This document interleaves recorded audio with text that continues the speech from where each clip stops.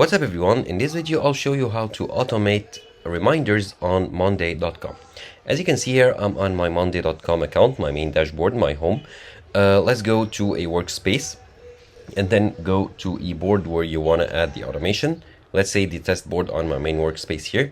And then what you want to do is to click on automate, where you can select automated tasks here from the tasks that are given or featured here. You have many templates to choose from.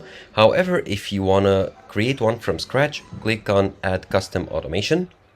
And then here you want to select the trigger. So let's say when, for example, the first day of the month comes, I want to be reminded to buy groceries, for example. So in the trigger here, when this comes, so you want to select here every time period or when a certain date arrived. So every time period, click on the time period itself. Let's say monthly, so at the beginning of the month.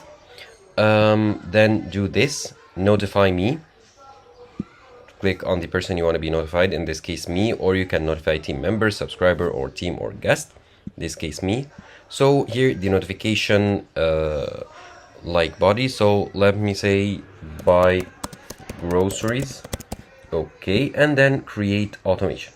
Now each time the first day of the month come, I'll be notified to buy my groceries.